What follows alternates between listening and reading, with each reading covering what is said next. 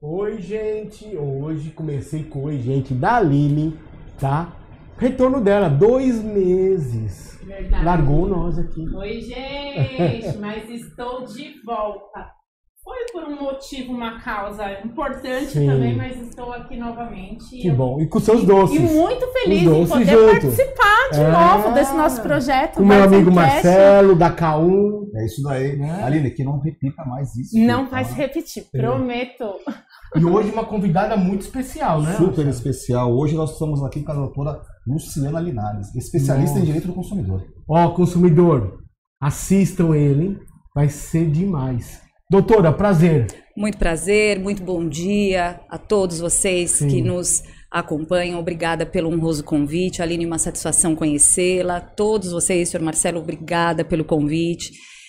Nós que atuamos na área do direito e nos propomos a trazer algumas informações relacionadas a esse direito tão sensível, é realmente uma satisfação, uma honra poder estar com os senhores no dia de hoje. Obrigada pelo convite. Muito obrigada. Toda nossa, é uma honra. Muito obrigada. E vai ter perguntas hoje, né? Muitas. Vamos lá. E a cabecinha da gente já fica assim, né? Eu tô com várias aqui. Sim, Oba. Meu filho gostaria de se atropelar um com o outro aqui, né? Maravilha, Mas vamos lá. A oportunidade com as damas primeiro, né? E aí, Aline?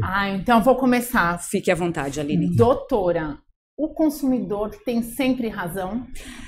Aline, muito boa a sua pergunta, porque essa é a visão geral. Quando se fala em direito do consumidor, nós temos uma norma específica no nosso país, que é o Código de Defesa do Consumidor, que surgiu no nosso ordenamento jurídico no ano de 1990, trazendo normas e princípios muito voltados a essa proteção do consumidor, que é a figura naturalmente vulnerável numa relação jurídica. Então, o que nós temos que primeiramente compreender?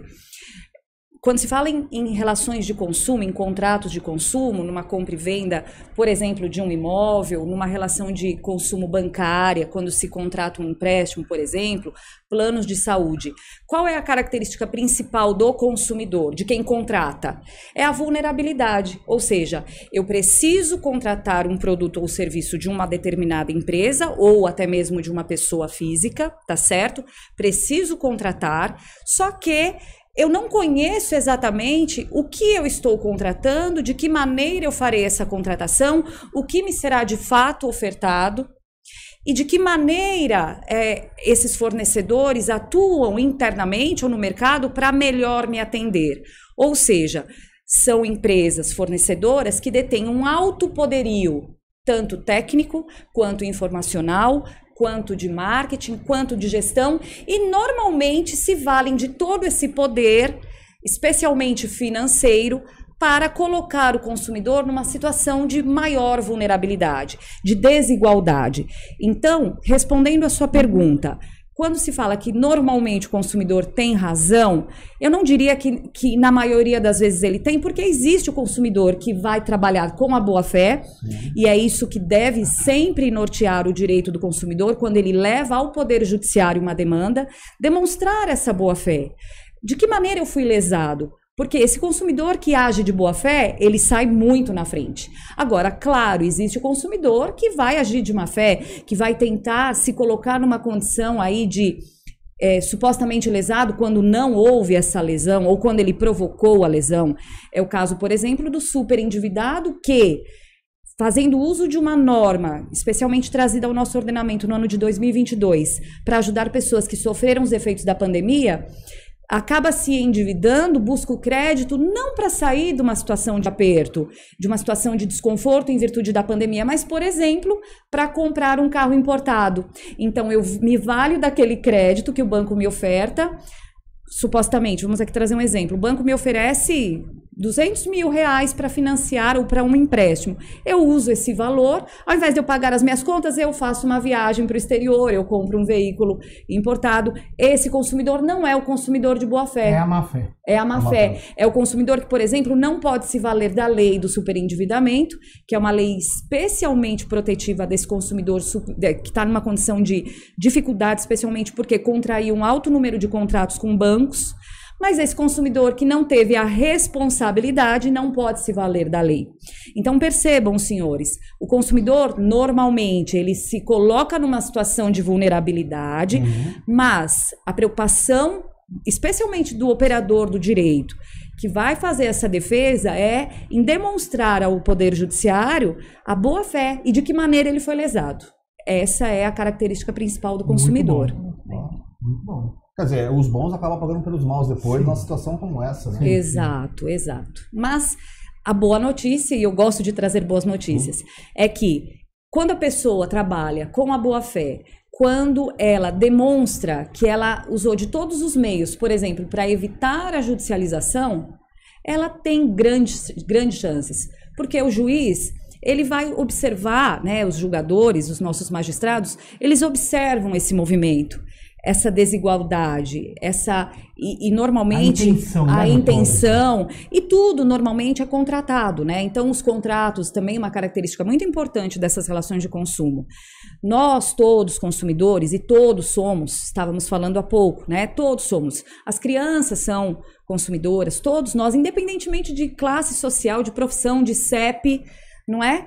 Todos somos consumidores e todos temos essa presunção de vulnerabilidade, está na lei. Está lá no Código de Defesa do Consumidor. Existe uma presunção de vulnerabilidade. E de que maneira essa presunção de vulnerabilidade, de uma maior sensibilidade nossa, se converte a nosso favor? Na prática, né? Porque tudo bem, a lei fala em vulnerabilidade, mas e na prática? De que maneira que isso se reverte a nosso favor? Então, quando o consumidor leva ao Poder Judiciário uma demanda, uma dor, né? Porque quando você tem uma recusa, por exemplo, de uma cirurgia pelo plano de saúde, você sente uma dor emocional, um incômodo psíquico, né? Puxa, como que o plano recusa uma cirurgia da qual eu preciso e faço jus? Então isso me incomoda de maneira absurda, e não é é exatamente por isso que o judiciário condena as empresas normalmente a fazer a cobertura negada e também a uma indenização por dano moral, porque esse tipo de situação viola o nosso psique, mexe com o psicológico do consumidor.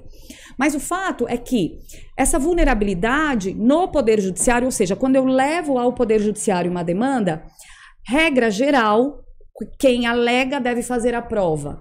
Mas será que eu, consumidora vulnerável, nós aqui, enquanto consumidores, conseguimos fazer a prova de tudo quando temos uma relação de consumo, por exemplo, com um plano de saúde ou com um banco? Será que o banco normalmente cede e entrega todas as vias de contrato que o consumidor faz? Ou será que o consumidor, quando está no banco e precisando de um empréstimo, ele normalmente contrata verbalmente com o seu gerente e ele nem pega a via do seu contrato? Sim. Será que esse consumidor tem condição de fazer essa prova? Então, essa vulnerabilidade, quando se leva ao judiciário o questionamento de uma relação abusiva de consumo, ela se transforma em favor do consumidor. Por quê? Porque a regra de fazer a prova, quem alega faz a prova, em direito do consumidor, Sr. Marcelo, se inverte. Ou seja, ao invés de o consumidor fazer a prova, quem deve fazer a prova que atendeu adequadamente é o fornecedor. É o que nós chamamos em direito de inversão do ônus da prova. Então, essa vulnerabilidade, na prática, ela é a inversão desse ônus da prova. Doutora, como o consumidor vai provar que ele teve uma relação verbal com o gerente do banco? Como que essa prova vai inverter? Isso. Muito boa pergunta do senhor. Veja, ele traz ao juiz, por meio de uma ação judicial, obviamente, as alegações. E aí ele vai trazer um início de prova. Então, digamos que ele teve um diálogo, foi uma situação ali, uma contratação verbal, e supostamente de um empréstimo, e esse valor entrou na conta corrente desse consumidor. Ele pode não ter o contrato, mas ele já tem um início de prova. Estive na agência, em diálogos com o meu gerente, não tinha esse valor em conta, contratei um empréstimo e a prova está aqui. Entrou o valor na minha conta e está aqui no meu extrato. Então, embora ele não tenha, por ser vulnerável, trago novamente esse conceito de vulnerabilidade, por ser vulnerável, ele não tem num primeiro momento contrato, mas ele demonstrará que os valores entraram na conta corrente dele ou numa conta, enfim, específica, e fará a prova desse empréstimo. Então, de alguma maneira, ele vai fazer. E aí os senhores podem me perguntar, e se não tiver nenhum meio de prova? Ainda assim, desde que demonstrada a boa-fé, observem a importância da boa-fé. O direito do consumidor é o direito da boa-fé, é o direito da transparência, é o direito da informação. Um dos direitos principais do consumidor é o direito à informação. Quando esse consumidor leva ao Poder Judiciário uma dor, né, um incômodo psicológico por uma recusa de uma cobertura, por um superendividamento, por um imóvel que ele colocou todas as economias dele para comprar aquele imóvel na planta e a construtora vem atrasando, e, enfim, são situações diversas. São situações, todas elas calamitosas, né, que colocam o consumidor numa condição de extrema desvantagem e até, diria mais, até cruel, né? Porque mexe com a dignidade do consumidor. Muito triste. Esse gancho da senhora de contrato, que às vezes a gente vai ligar, né? Faz aquelas ligações, que você fala mais com robô que com pessoas. Exato. Né? Aí eles falam o seguinte, a senhora leu a cláusula tal do contrato Y? Sim. Como se fosse um módulo minúsculas, né? Uma coisa intimidatória. Fala assim, olha, a tua alegação, ou que você está me perguntando, o contrato já diz que você não tem esse direito. Sim. A gente consegue reverter essa situação? Muito, muito. Por isso que eu amo o direito do consumidor. Vou compartilhar com os senhores aqui uma situação. Eu me formei no ano de 2001 pela Universidade Mackenzie. Aliás, quero mandar um beijo para todos os meus amigos, queridos mackenzistas, colegas de faculdade. Enfim, Mackenzie é assim uma instituição pela qual eu nutro uma imensa gratidão, uma admiração imensa. Um beijo a todos. E o que acontece? O direito do consumidor, ele me move, inclusive eu abri mão de um antigo sonho, né? Eu imaginava que um dia eu seria juíza de direito, porque eu carrego na minha personalidade um desejo muito grande de ver a justiça, de sentir a justiça e de poder entregar às pessoas a justiça. Então eu me imaginava, eu acreditava que como juíza de direito, eu poderia sentir esse gosto de fazer justiça e entregar às pessoas a justiça, né? Até que um dia eu me deparei com uma família, eu atendi uma família que estava sofrendo um problema seríssimo com uma construtora. Essa família usou de todas as economias que tinha para comprar um imóvel na planta e foi frustrada. Por quê? Porque na data da entrega, houve um atraso muito grande na data da entrega, foram 21 meses de atraso. Nossa. Quando o contrato prevê 6. Né? 180 dias. Existe a cláusula de tolerância, que são de 180 dias. Eles atrasaram 21 meses. Nossa. Foram quase 2 anos. E dentre outras circunstâncias, que eu não vou me adentrar, porque senão fica muito longa a minha explanação. Mas o fato é que quando você se depara com uma situação de extrema abusividade, é muito difícil você não se colocar e não se vestir da responsabilidade de cuidar desse consumidor. E o direito do consumidor me tocou, eu sempre atuei na área da família, mas o direito do consumidor me tocou muito quando eu comecei a observar que, por meio da minha atuação profissional, eu poderia transformar a realidade de pessoas que estavam sofrendo injustiça. Talvez mais ainda do que como juíza de direito. Porque a juíza e o juiz, ele precisa sempre ouvir os dois lados para poder decidir. Mas o advogado, ele pode, por meio de mecanismos legais, buscar alterações imediatas numa situação dramática de uma pessoa, que é o que nós chamamos de tutela de urgência. Então, é aquele plano de saúde que está recusando a cobertura de uma cirurgia sem ter essa possibilidade, porque a lei não permite isso. Então, o advogado, ele pode se valer dos meios legais para trancar esse tipo de abusividade. E trazendo aqui, voltando à pergunta do senhor, sobre a questão dos contratos. Relação de consumo, contrato de consumo, normalmente é contrato de adesão. O que é um contrato de adesão? É um contrato que nós não temos condições de discutir as cláusulas. O contrato vem pronto. Então, é mais ou menos assim, senhor Marcelo, que o fornecedor está dizendo para nós consumidores. Olha, se o senhor quiser contratar a minha empresa, o meu plano, o meu banco, ou o senhor vai assinar do jeito que está, ou o senhor pode procurar outro. Exatamente. A gente dá opção de alteração. Eu não estou aberto ao diálogo. Eu, fornecedor, unilateral. Não estou aberto ao diálogo. Ou o senhor assina, ou pode procurar outro. Olha só a ideia da vulnerabilidade. Olha só aquela ideia da desigualdade que nós falamos no início. Sim. Será que nós, consumidores, estamos em pé de igualdade com esse fornecedor? Claro que não. E a boa notícia, a segunda boa notícia da nossa conversa, como é bom trazer boas notícias, né? Quando se fala em direito do consumidor, é que, embora possa haver cláusulas e esse atendente diga, olha, o senhor leu a cláusula, tudo é questionável em direito do consumidor, né? Então esse consumidor, ele pode questionar a legalidade dessa cláusula, a abusividade dessa cláusula e pedir judicialmente a declaração do quê? De nulidade desse contrato ou dessa cláusula. Deixa eu só completar aqui, porque assim, isso me interessa, porque eu já caí nesse Ótimo, golpe. É ótimo, aí a gente já traz a prática, né? Por exemplo, eu estou numa empresa e ela me dá um contrato. Ok. Se eu não concordar com alguma cláusula, eu posso fazer uma observação no contrato ou não? Porque se eu não assinar, por exemplo, eu não vou efetivar a venda. Mas se eu também assinar, é sinal que eu estou concordando com aquela cláusula. Exato. Eu posso fazer uma observação? Pode. Na verdade, o ideal é... Antes, vamos trazer então aqui a regra geral, aproveitando a situação do senhor para já orientar as pessoas. Eu quero fazer o contrato com uma empresa que me trouxe um contrato de adesão, tá?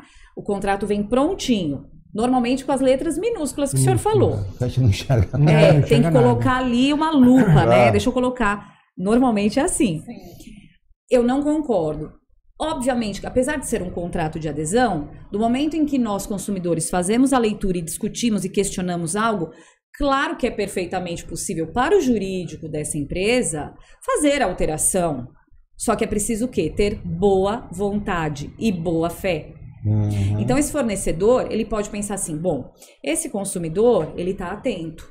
Ele leu o contrato, ele não gostou da cláusula, ele entendeu que ali pode trazer uma abusividade, uma cláusula leonina.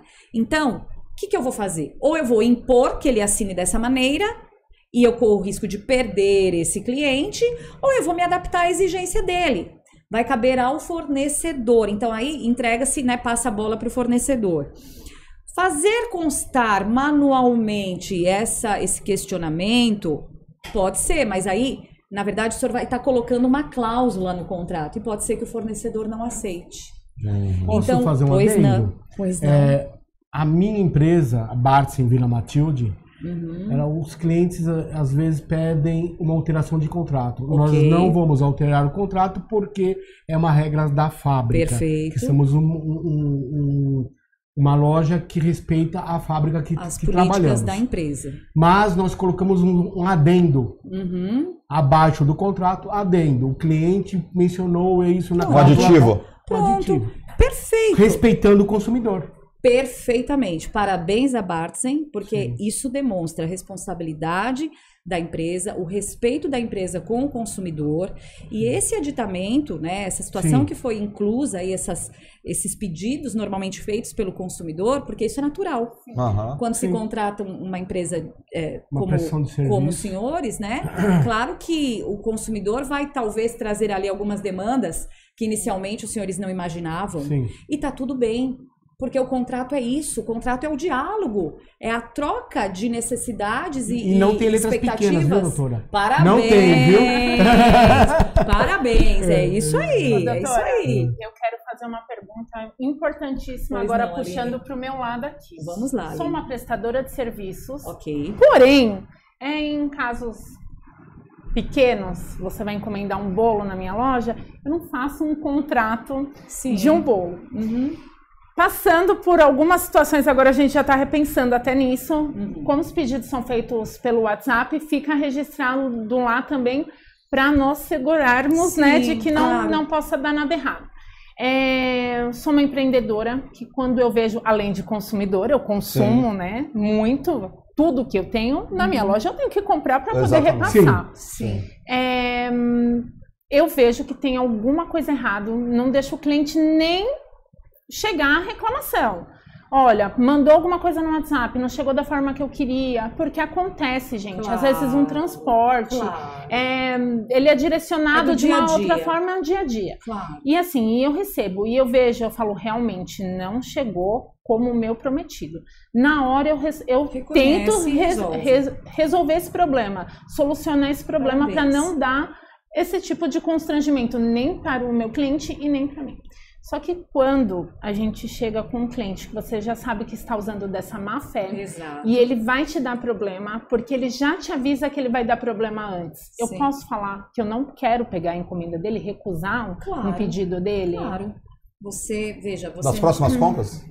Ou nessa mesmo. Uhum. Porque, até para explicar mais ou menos, eu tive um problema seríssimo agora, semanas atrás, com uma cliente que, assim, ela é cliente, eu tenho lá a lista de pedidos dela, tudo registrado, uma ótima cliente.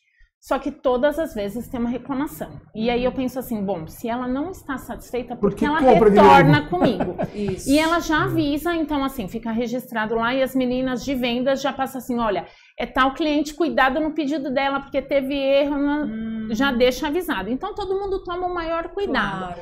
E ela já avisa, olha, se não estiver de acordo, eu vou reclamar, porque eu vou querer meu dinheiro de volta, porque eu vou querer...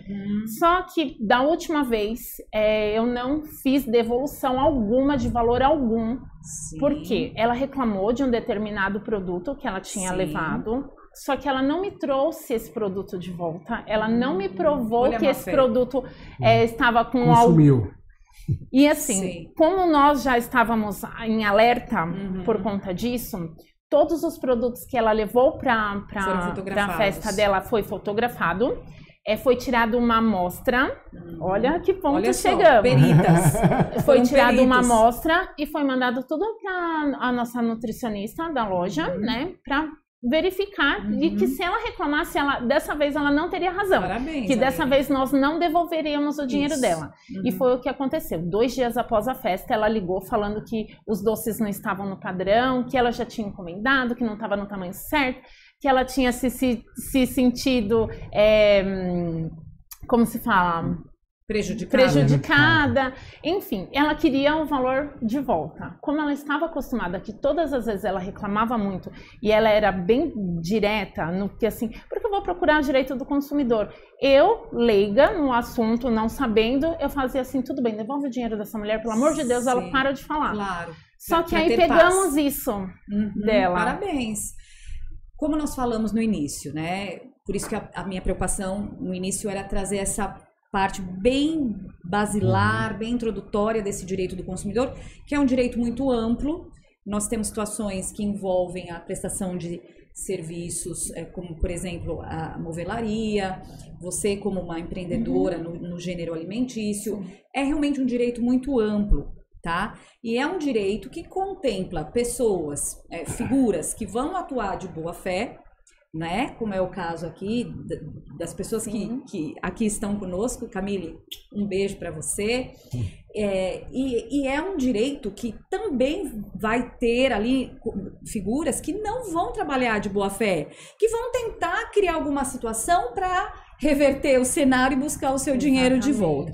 O mais importante você fez, Aline, meus parabéns, que é se amparar e se resguardar. Perfeito, resguardar. Por quê? O que pode acontecer de pior numa situação como essa? Vamos aqui nos transportar para uma situação futura.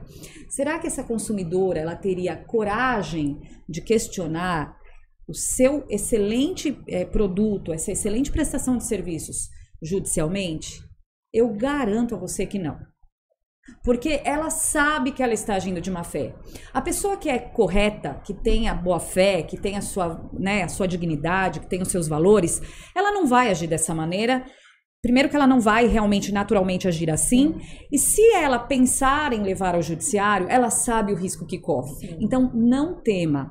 A sua conduta foi impecável, você se resguardou, porque você já tinha um histórico negativo com essa consumidora, então você tomou a cautela, né? Isso é muito importante. Quando a gente se acautela, a gente se resguarda e a gente evita um problema. Se houver no judiciário, você fará a prova e tá tudo bem, né? Então é importante esse olhar. Não tema, seja forte e corajosa, a verdade liberta, né? Você fez uma boa atuação, você cuidou dessa cliente, então não há o que temer. E se levar ao judiciário, que eu acho pouquíssimo provável, porque ela sabe que ela está numa condição aí de mentira e de má fé, ela não vai ganhar. Fica feio para o consumidor que age de má fé judicializar, porque ele vai ser desmascarado. E os magistrados reconhecem isso, né? Claro, tem e toda a aí, no final, ele fala vivência. ainda, né? Tava uma delícia. Exato. Porém, não mandei foto porque... Porque o magistrado, ele tem a experiência, ele tá no dia a dia atendendo situações assim. Então, ele capta, né? Ele percebe onde que está, quem que está ali trabalhando com a verdade. E nós, empreendedores, temos esses dois lados, porque nós estamos do lado de cá, o consumidor que vem até nós. Exato. Eu passei já por alguns problemas disso e eu falo, gente, a comida não pode ter erro. Então, assim, eu tento me precaver de todas as formas. Perfeito, porém, Aline. o cliente... Alguns, claro, não todos, né? Mas há exceções dos que têm a má fé de querer devolver um produto que não consome. A senhora imagina uma cliente tentando devolver metade de um bolo porque o bolo não foi consumido todo na festa. Isso é um absurdo. Isso é um absurdo. É vergonhoso. E assim, e colocando 1000 defeitos no produto, eu sentei no meio da minha loja, ela levou o bolo lá, eu falei, então me traga o bolo, por favor, para ver o que aconteceu. Eu mesma vou te atender, não vou deixar o gerente, não vou deixar ninguém te atender. Eu sentei na loja, eu peguei um garfo, eu comi o restante daquele bolo. E eu falava pra ela, a senhora tem que provar, não tem problema nenhum. Mas sobrou metade do bolo, como isso? Nunca sobra bolo na minha festa. Os bolos sempre acabam todos rápidos, sobrou metade do bolo. Então vamos dar um recado para os consumidores? Vocês me permitem? Sim, ali, eu posso olhar para aquela Claro. câmera? Senhores consumidores, não ajam de má fé com pessoas tão honestas e profissionais como a Aline, como a Bartzen, são empresas sérias, são prestadores corretos. Não queiram agir de maneira maliciosa, maldosa, com pessoas que estão dando o seu melhor. A lei, embora seja especialmente protetiva a nós, consumidores, ela não vai proteger aquela pessoa que age de má fé, que age de maneira desonesta. De maneira alguma. Nós não estamos aqui para passar a mão na cabeça de consumidor que se coloca como, entre aspas, o esperto. Não é essa a ideia. Tá? Então é importante que as pessoas tenham a responsabilidade, o respeito por prestadores de serviço e empresas que estão desenvolvendo um trabalho sério e estão colocando o melhor de si. Tá? Importantíssimo isso. Quebrar a visão de que o consumidor é sempre o coitadinho. Não é. O consumidor que tem a proteção da lei é o consumidor que age de boa fé, é o consumidor que também compreende quais são os seus deveres. E não se coloca sempre numa condição como essa que a Aline nos relatou, que é gravíssima. E certamente esse consumidor que agiu dessa maneira e levar ao judiciário essa demanda, ele terá ali que responder ao juiz por que está agindo assim. Porque a Aline, no caso dela, ela está muito bem amparada em provas.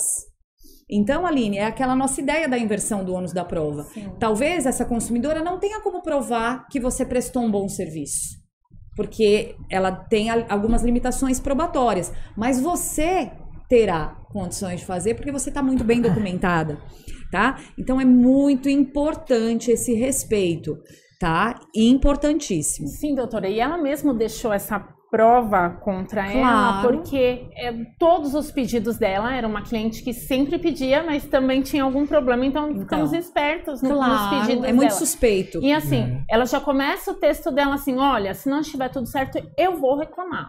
Interessante uma consumidora que compra reiteradamente e reiteradamente tem problema. Será que não tem alguma coisa errada aí? Eu nunca mais vou se eu sou sua consumidora e não sou bem atendida, eu não vou voltar a consumir. Eu talvez, a Aline, não reclamaria, mas também não volto mais ao local. Claro. Não peço novamente. Claro. Mas assim, mais de 10 pedidos dela. Mais de 10 pedidos. Então, isso também já é uma prova a seu favor, né? Porque você tem tudo isso registrado, perceba? Então não tema, viu, Aline? Continue fazendo seu trabalho belíssimo.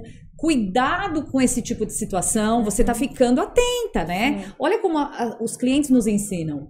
Sim. Né? Então as pessoas no nosso dia a dia, nessas situações, elas nos ensinam. Isso te fortalece na sua atividade empresarial. Interessante, né? O direito do consumidor, né, alega também que o cliente tem que ser direito. Claro. E correto. Claro. Vamos palavras fora, né? Claro. Tanto ele tem os direitos, como ele também tem os deveres. Claro, os deveres também claro, são corretos. Certamente. Deixa eu fazer uma pergunta para a senhora. Pois não. Em relação, né, alguns produtos aí, por exemplo, eu comprei um carro uma vez e já veio de fábrica com problema de câmbio. Muito comum. Eu não saía da concessionária. Eu gastava mais dinheiro com combustível para ir até a concessionária do que em passeios. Desesperador. E eu ficava mais o carro na concessionária. Tentei por várias vezes contato até com a fábrica, com a concessionária, para resolução do problema. Entrei, pesquisei, e isso era um problema crônico do câmbio, que já vinha com todos os carros. Nossa. Até que eu perdi bastante dinheiro na hora de vender, porque já propagou no mercado. Só tinha medo. Isso se chama vícios, né? Que já vem com vício. Exato. Nesses casos, como é que o consumidor tem que se portar? Porque, vamos supor, contato com a montadora eu fiz. Com a concessionária que eu comprei, fiz porque estava na garantia. Nunca se resolvia esses problemas. Quer dizer, comprei um bem que virou um problema para mim. Perfeito. Olha, essa pergunta do senhor, ela é muito oportuna porque acontece demais essas situações. O consumidor ser traído em sua expectativa, em sua confiança. Eu costumo dizer que essas relações de consumo, elas estão revestidas por algo que não tem preço, que é a dignidade do consumidor, que é a confiança que nós depositamos quando nós escolhemos uma marca, um fabricante para comprar um veículo, quando nós escolhemos uma construtora para nos entregar a chave da nossa casa própria, que é um sonho, quando nós escolhemos um plano de saúde para cuidar do que nós temos de mais sagrado, que é a nossa vida. Percebam, senhores, o quanto esse direito do consumidor é um direito sensível. E é exatamente por isso que o direito do consumidor, ele tem uma proteção legal, mas acima da lei, que é o Código do Consumidor e outras normas esparsas, né, que tem a Lei 9656, que é a lei que regula os planos de saúde, por exemplo, é uma norma protetiva do consumidor que busca o plano de saúde. Então, existem diversas normas que nos protegem enquanto consumidores, mas acima da lei federal, que é o Código, existe uma proteção constitucional da figura do consumidor, e a Constituição é a lei maior no nosso país. E a Constituição, ela estabelece que o consumidor é uma figura tão protegida no nosso país que essa proteção ela tem que se dar em seus pelo Estado, ou seja, a proteção do consumidor ela tem que ser feita a nível de Estado, e Estado contempla 3 poderes. Então, será que é só o judiciário que tem que proteger o consumidor? Não. O executivo tem que nos proteger quando cria, por exemplo, PROCONs. O PROCON é um órgão de natureza administrativa. As defensorias públicas, o próprio Ministério Público do Consumidor, as promotorias do consumidor, é o poder executivo agindo para cuidar de nós, né? Então, esse tipo de lesão com uma concessionária pode se mover ali, reclamar junto ao PROCON, por exemplo, tá? E o legislativo, que é o terceiro poder, né? O legislativo edita normas, cria normas de proteção ao consumidor. E nessa situação que o senhor está nos trazendo, o que houve aqui de muito grave? É o ferimento daquilo que o senhor tem, que é uma expectativa de ser bem atendido por aquele fabricante. Então, eu escolhi aquele fabricante porque eu acredito que ele vai me fornecer um veículo que vai me dar segurança, que eu vou poder colocar minha família para viajar, para trabalhar, para fazer a minha atividade profissional, e me frustro. Por quê? Porque eu acabei de comprar o carro, usei todas as minhas economias, né? E o carro tá com problema no câmbio e eu não consigo resposta desse fornecedor, eu não consigo, tentei o PROCON, não consegui, o que eu faço? Qual é o meu direito, né? Então, esse consumidor, certamente, ele terá o direito de pedir a rescisão desse contrato, ele vai ter o direito de pedir a devolução dos valores que ele pagou e terá, além disso, o direito de pedir uma indenização por danos morais. É uma situação que vai demandar uma prova pericial. Esse veículo passará por uma perícia para se demonstrar que, de fato, esse vício, como o senhor bem falou, é um vício que era oculto à época da contratação, o senhor não tinha como saber desse problema. Isso será demonstrado no processo e, certamente, feita essa prova, essa demonstração, que naturalmente teria que ser uma prova pericial, porque o senhor não tem elementos, condições de demonstrar que o carro tinha esse vício oculto. Então, só uma perícia para fazer essa demonstração para o juiz. E o juiz, ele não decide com base no achismo, né? Os juízes, eles têm o dever de decidir fundamentando as decisões, com base em provas, né? Daí porque a prova é tão importante nos processos judiciais. Então, é uma situação de perícia. Mas feita a prova, certamente, esse consumidor teria o direito de obter a devolução de tudo que pagou com atualizações e uma indenização por dano moral também. Pegar um gancho que a senhora comentou agora, PROCON. PROCON. nós, como consumidores, já usamos, né? Ok. E eu queria saber a diferença. Nós temos 2 sites governamentais, Procon e consumidor.com. Correto? Consumidor.gov. .gov, desculpa. Isso. Consumidor.gov. Isso. E existe um outro site de reclamação que existe no mercado, que eu não vou falar o nome, por... Certo. Não é uma empresa, é um site só. É Né? É um site. blog, não é nem site, é um blog, que não existe nem endereço e nem localização. E tem alguns consumidores, entre aspas, que usam da má fé para denegrir o nome da empresa, pedindo coisas que eles não têm o direito. Perfeito. Isso denigre a imagem Claro. da nossa empresa. Claro. Várias vezes nós tentamos entrar com ações contra essa empresa, que é um blog, que não é um site, nem site é. Mas ele não existe um endereço.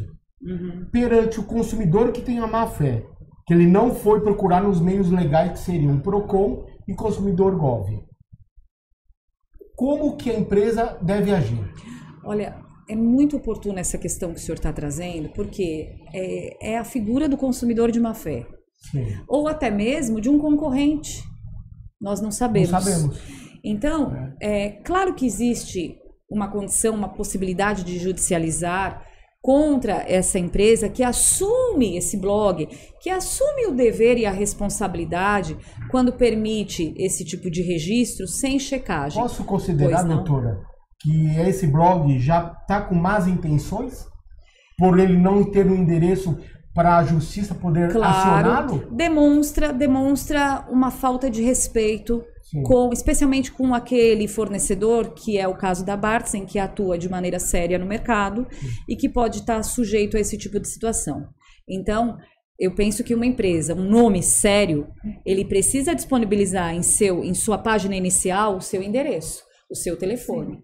Isso demonstra respeito. Mas, doutora, nesse caso, eu nem conhecia, vou pesquisar lá também, mas nesse caso, será que não é alguém por trás que usa isso para poder pegar essa causa? Um advogado, alguma coisa que quer pegar a causa do reclamante nesse blog? Aline, existe de tudo, né? Nós não podemos dizer que essa possibilidade deva ser descartada. Pode acontecer de um mercado aí de pessoas que queiram se valer de uma situação de criar situações, né? Para de repente chamar a atenção de supostos consumidores, de potenciais consumidores. Nós não temos como precisar de onde a origem dessa denúncia, dessa reclamação, né?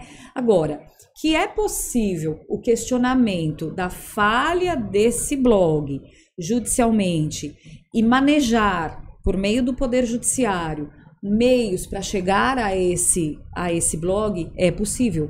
Porque o magistrado, quando provocado, ele pode, por exemplo, oficiar, como uma autoridade judiciária, ele pode oficiar, por exemplo, a Receita Federal, bancos, enfim, as concessionárias, para localizar esse endereço dessa pessoa jurídica, desse blog, por exemplo. Então, embora no primeiro momento seja difícil ou se imagine como impossível localizar os representantes legais desse blog, o magistrado tem como. Só que ele precisa ser provocado adequadamente, né? Então é possível o questionamento, inclusive a responderem por danos morais. Fala para o consumidor para ele procurar os sites de reclamação governamentais, oficiais. Posso dar outro recado então para o consumidor? Passa para o consumidor. Queridos consumidores, prestem por favor atenção na nossa dica aqui, minha e dos nossos queridos amigos. Teve algum problema com a empresa? Contratou e não recebeu? Comprou um carro e deu problema no câmbio? Como o caso do senhor Marcelo que trouxe aqui para nós? Contratou um plano de saúde, está frustrado? Banco, está sendo cobrado abusivamente? Inicie o questionamento dessa abusividade por órgãos legais, por órgãos oficiais. É importante que se faça isso, porque o PROCON, ele tem o dever legal, institucional, como órgão criado pelo Poder Executivo, de trazer uma resposta para o senhor e senhora. Então, observem, existem mecanismos muito simples hoje de registrar uma reclamação, não é? O PROCON disponibiliza um canal digital, o consumidor.gov é uma ferramenta muito, muito boa de solução de problemas na esfera administrativa. Os bancos morrem de medo do consumidor.gov. Olha a dica aqui. Olha aí. Tá com problema com o banco? Faça um registro lá no consumidor.gov. Porque o senhor tem uma chance muito grande de ser procurado. Não é mais nem o senhor que vai procurar o banco, é o banco que vai procurar o senhor para tentar um acordo. Então, usem inicialmente dos meios oficiais. Se o Poder Executivo disponibiliza para o consumidor, Procon, consumidor.gov, é porque são canais sérios, canais que podem ser levados ao judiciário numa situação de, puxa, tentei o consumidor.gov, porque isso é importante nós trazermos aqui. O consumidor.gov e o Procon, no momento em que o consumidor faz esse movimento e tenta evitar a judicialização, tenta solução amigável e não consegue, ora, eu não consegui resolver por vias próprias. O magistrado vê com outros olhos. Ele vê com outros olhos. Por quê? Porque ele pensa assim, bom, esse consumidor, ele está me procurando com uma ação judicial e ele está me pedindo uma indenização, ele faz jus a uma indenização. Por quê? Porque além de eu dar o que ele está pedindo e ele está demonstrando que ele tem o direito, ele tentou, ele esgotou, ele perdeu o tempo dele. Hoje tem uma teoria muito, muito difundida no STJ, que é a teoria do desvio produtivo, uma teoria que foi desenvolvida pelo professor Marcos Desauni, a quem eu saúdo, porque ele tem um trabalho belíssimo na esfera da defesa do consumidor. Quero aqui deixar um abraço a ele, aliás, aos meus caríssimos colegas do direito do consumidor, doutor Homero Medeiros, doutora Jéssica Abreu, doutor Danilo, todos os meus colegas e amigos do direito do consumidor, que lutam por essa defesa. Pessoas que entregam suas vidas, entregam o seu conhecimento para mudar esses cenários, né? Então esse é o nosso propósito. Eu costumo dizer que eu trabalho com propósito, né? Então a gente busca alterar esses cenários tristes de vida das pessoas de maneira muito cuidadosa, responsável e ética, né? Então nós temos aqui realmente pessoas que a gente trabalha e admiro, e eu saúdo a todos que nos acompanham. Mas trazendo aqui de volta a questão do senhor. Quando a gente usa desses meios legais e demonstra ao juiz que esgotou a via amigável, esse juiz vai ter um olhar de sensibilidade. Então ele vai pensar, puxa, esse consumidor esgotou, ele não consegue mais. Então agora eu puxo para mim essa responsabilidade. Agora cabe a mim resolver. Então eu vou determinar que se entregue o bem, eu vou determinar que esse banco reduza esses juros, eu vou revisar essa cláusula de contrato bancário. Por quê? Porque esse consumidor não tem mais o que fazer. E além disso, eu vou condenar esse banco, eu vou condenar esse plano, eu vou condenar esse fabricante de veículo que vendeu o veículo com problema no câmbio a dar uma indenização por dano moral para esse consumidor, porque ele merece. Que bom. Doutora Luciana, você ia fazer uma pergunta? Não. Pegando as questões de banco, né? Hoje a gente depara com muitos consumidores que às vezes hoje não tem uma ficha aprovada, tem um score altíssimo, mas acaba se prejudicando por restrições internas. Ok. Foram dívidas que foram negociadas no passado, o banco aceitou a negociação, mas deixou ele ali de uma certa forma denegrido dentro da sua instituição. Muito comum. Isso é legal? De maneira alguma. Mas É a existe, famosa né, blocklist. O que mais existe, a gente depara com muitos consumidores. Blocklist. Blocklist. Aliás, esse termo é muito usado pelo meu professor Homero Medeiros, caríssimo professor, amigo, doutora Jéssica Abreu, doutor Danilo Neves, novamente o saudando. Por quê? Porque nós não nos conformamos com essas abusividades. Não pode. É a lista negra, né? É a lista negra dos bancos. Como que um consumidor que não tem nenhum tipo de restrição pode ter tido no passado?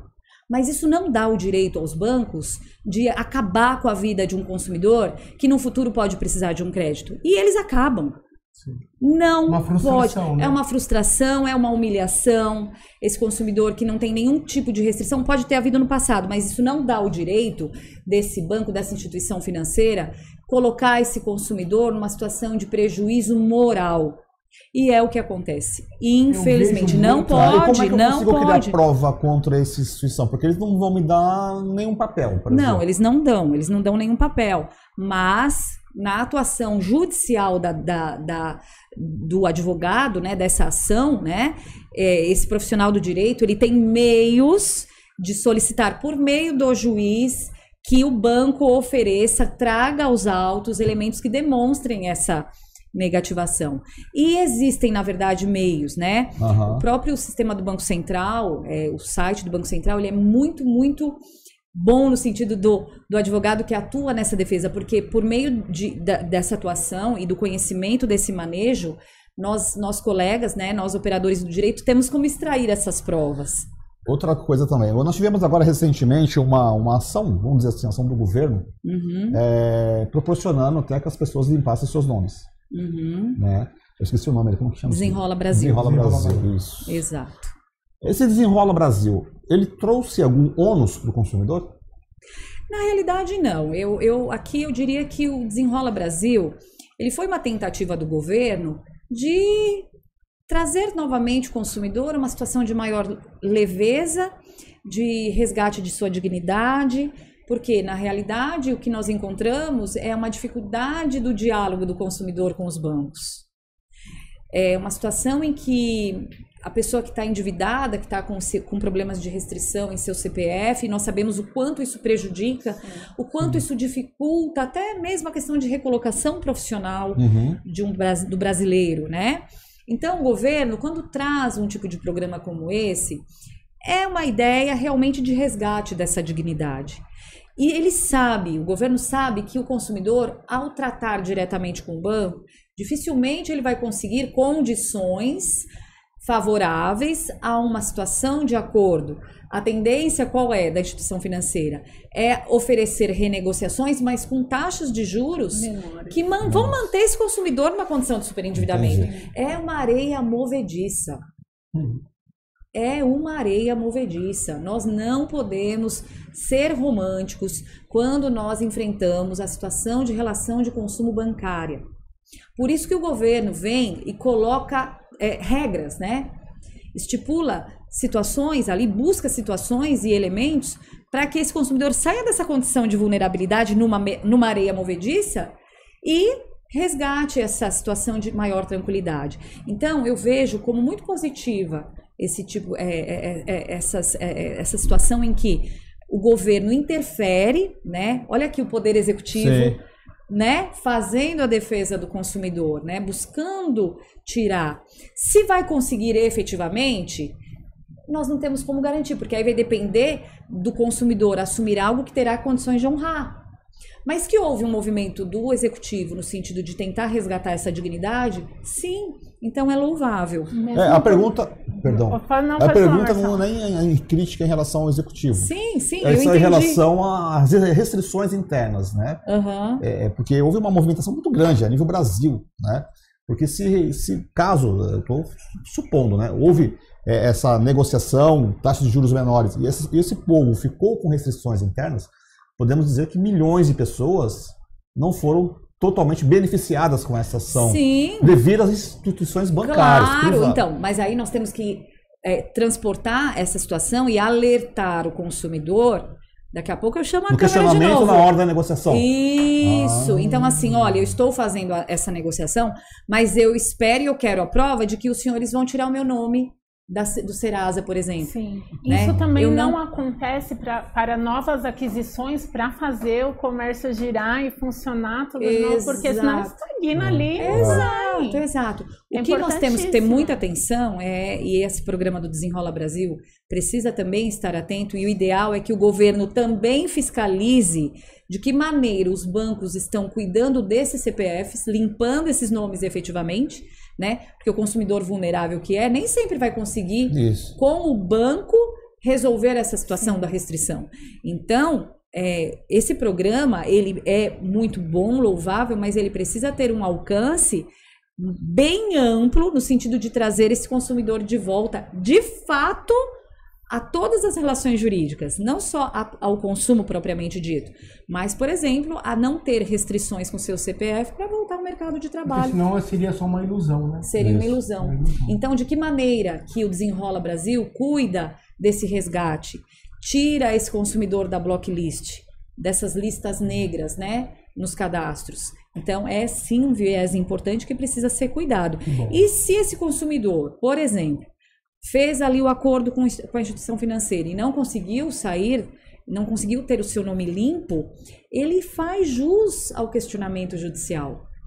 ele pode levar ao judiciário uma ação que nós chamamos ação de obrigação de fazer, para que o banco seja obrigado, daí o nome da ação, obrigação de fazer, para que o banco seja obrigado a limpar esse nome, a tirar esse nome do cadastro de inadimplentes. Porque o consumidor sozinho não pode chegar lá no Serasa, bater a porta do Serasa e falar, tira meu nome. Quem tem que mandar a exclusão é o banco. Então é importante que as pessoas estejam atentas a isso. Tudo bem, eu fiz o acordo, ótimo, mas e na prática? Meu nome tá limpo? Meu CPF tá ok? Se não tiver, o que eu posso fazer? Levar ao judiciário. Tenho mais uma pergunta, doutora. E quando isso acontece, o nome já é limpo, tirado dessa lista? Ou você tem que acabar de pagar esse refinanciamento, acabar de pagar essa dívida para que isso aconteça? Então, via de regra, do momento em que se faz o acordo, a instituição financeira assume o compromisso de liberar o nome do consumidor. Porque senão não faz sentido. Você está com um problema no seu CPF, no seu nome, você faz um acordo para pagar supostamente em 5 anos. E durante esses 5 anos, será que é coerente eu ter restrição? Restrito, né? Então, é mais coerente fazer permitir que esse consumidor volte a ter o resgate de sua dignidade, que se dê a chance desse consumidor honrar esse compromisso. Se esse consumidor não honra esse compromisso, ele está quebrando também a confiança que esse banco deu para ele. Sim. Porque aí numa situação de renegociação pelo desenrola, claro que os valores caem, a forma de pagamento também é mais tranquila, baixas, quer dizer, então é a questão da boa-fé. Ora, se eu procurei o banco pelo desenrola, assumir a determinada prestação, já com valores bem abaixo, eu devo fazer o meu papel, né? Em troca, o banco limpa o meu nome. Porém, se não limpa, ele pode, ou melhor, se não o arco com a parcela, esse banco pode novamente negativar. Aí é coerente. Nossa, hoje a gente depara muito com muitas propagandas no Instagram, Facebook, né? E eu deparo também com bastante situações hoje falando de empresas com juros abusivos. Você que financiou o seu carro com juros abusivos vai reduzir de tanto para X. Isso é um golpe? Ou é... Existe um mercado, né? Existe um mercado importante de empresas que, inclusive, divulgam esses serviços, né? São empresas que se especializaram nesses serviços e que vendem esse tipo de serviço, né? De produto, enfim. É muito delicado numa situação envolvendo o direito do consumidor, aliás, além do direito do consumidor, o direito em si. O profissional do direito, ele precisa ter uma sensibilidade, uma responsabilidade de demonstrar para as pessoas que confiam em seu trabalho que a sua atividade profissional não é necessariamente uma atividade de resultado. A obrigação do profissional do direito, o advogado, é uma obrigação de meio, ou seja, ele vai utilizar de todos os meios que ele tem, tecnicamente, enfim, utilizar de todas as situações análogas, trabalhar muito bem os fatos, trabalhar muito bem o direito, tanto do consumidor quanto o direito constitucional, enfim, todo esse aparato jurídico para levar ao cliente dele o melhor resultado possível. O que me chama a atenção nessas empresas é que a maneira como é feita a oferta desses serviços é uma maneira muito agressiva e tendenciosa no sentido de que aquele consumidor que está passando pelo problema, ele pensa assim, bom, eles estão me garantindo que eles vão resolver o meu problema. Então eu posso contratar seguramente essa empresa porque eu sei que eu vou me livrar do problema. E essa não é a essência do direito. Isso foge da essência do direito, que é uma atividade de meio, ou seja, garantir ao consumidor, cliente de um serviço advocatício, um resultado, fere a ética, fere a responsabilidade profissional, até porque quem decide o caso concreto não é o advogado, é o juiz. De acordo com o caso concreto. E se esse consumidor que assistiu, por exemplo, esse anúncio, é um consumidor de má fé? Sim. Ele assistiu o anúncio, ele está de má fé, ele pensa assim, bom, então eu vou procurar essa empresa que vai resolver meu problema. E não vai resolver. Porque essa má fé, em algum momento, será aprovada no processo e o juiz vai negar esse direito que esse consumidor de má fé acreditou que teria.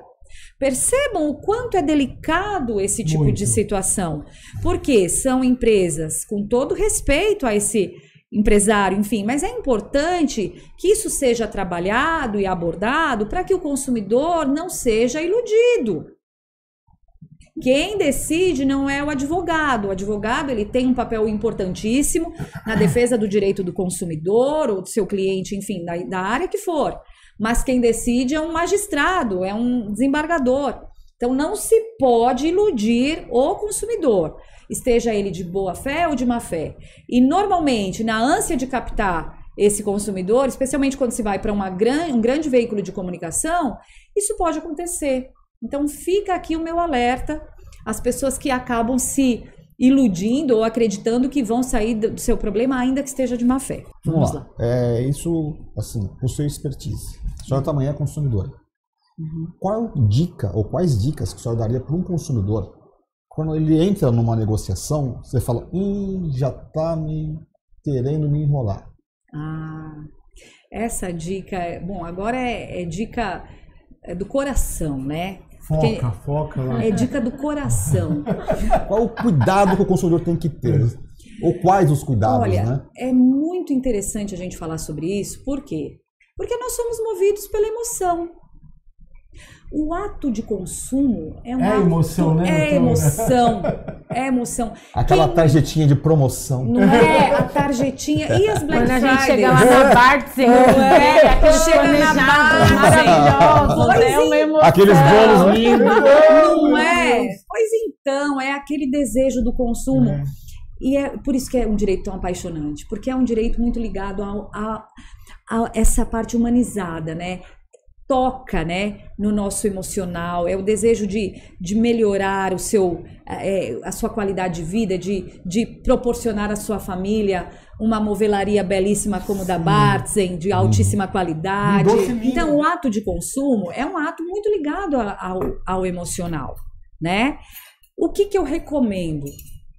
Antes de assumir algo, antes de assinar algo, procure fazer, deu preguiça de ler o contrato, não assine na hora.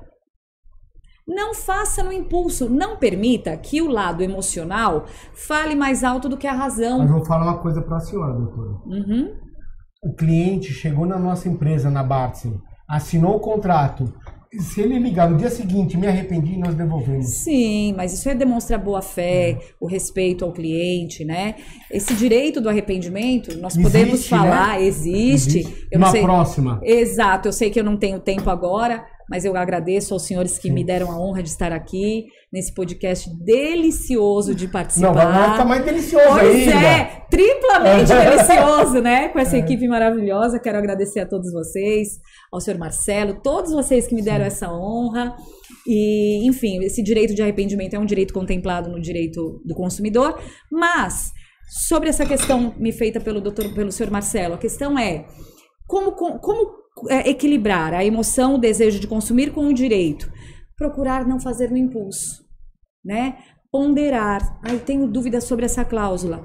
Não vou assinar, não vou assumir algo que eu tenho dúvida. Procure uma assistência, uma consulta com um profissional que possa eventualmente dar essa assistência. Na prática, nós sabemos que isso não existe. Sim. Porque o consumidor vai pela emoção. Aí assinou o contrato, a empresa deu trabalho e aí vai ter que levar para o judiciário para o questionamento da cláusula abusiva mesmo.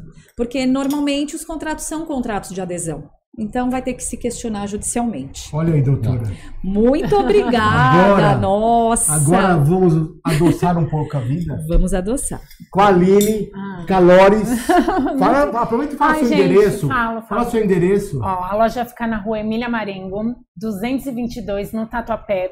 Todos os domingos estamos lá na feirinha do Museu do Ipiranga, então vai lá conhecer a gente, que tem esses docinhos e vários outros. Vai ser muito bem atendido pela minha equipe, por mim mesma, que sempre estou lá.